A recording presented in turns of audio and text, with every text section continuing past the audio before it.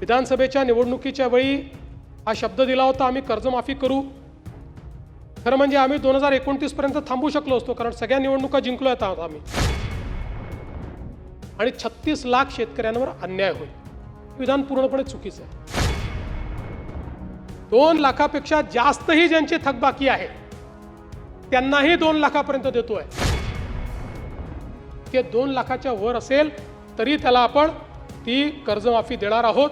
आपल्याला याची कल्पना आहे की कर्जमाफी हा एक परिस्थितीची आवश्यकता म्हणून आपण करतो.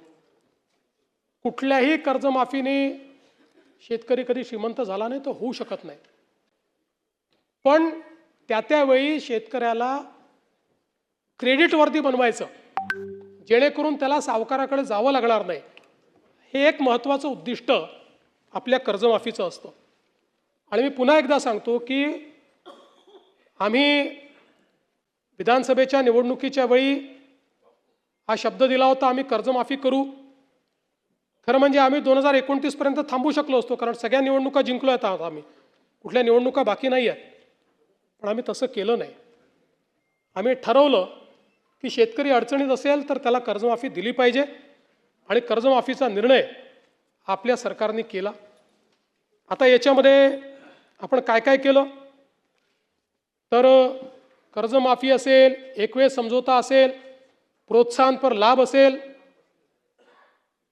खरं म्हणजे एक गोष्ट मला अजून लक्षात आणून दिली पाहिजे की या कर्जमाफीच्या व्यतिरिक्त दरवर्षी हे सरकार आहे महायुतीचं 25,000 कोटी रुपये वीज माफीची देतं शेतकऱ्यांना. 25,000 कोटी रुपये दरवर्षी.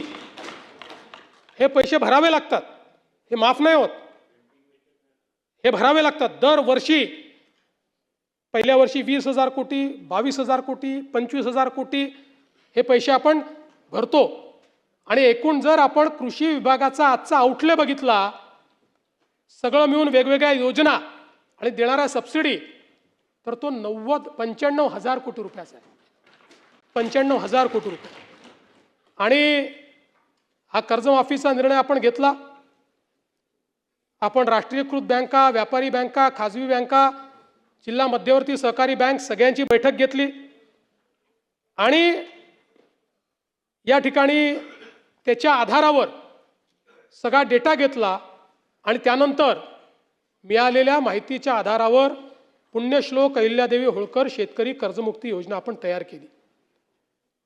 आता असं देखील म्हणण्यात आलं की 12-13 हजार कोटीचाच लाभ मिळेल आणि 36 लाख शेतकऱ्यांवर अन्याय होईल. हे विधान पूर्णपणे चुकीचं आहे. हे योग्य नाही आहे. खरं तर 56 लाख शेतकऱ्यांना 36,585 कोटीचा लाभ देणारी ऐतिहासिक अशा प्रकारची योजना आहे. आता मी आपल्या लक्षात आणून देतो, आपल्या काळामध्ये महात्मा ज्योतिराव फुले शेतकरी कर्जमुक्ती योजना तयार झाली होती. यामध्ये केवळ अल्पमुदत पीक कर्ज आणि पुनर्गठित कर्जासाठी 2 लाख रुपयापर्यंत ही योजना तयार केली होती. मात्र पुण्यश्लोक अहिल्यादेवी होळकरमध्ये आपण 2 लाखापेक्षा जास्तही ज्यांची थकबाकी आहे त्यांनाही 2 लाखापर्यंत देतोय. आपल्या योजनेत 2 लाखावर 1 रुपया जरी वर असेल तरी त्याला कर्जमाफी मिळालेली नाही.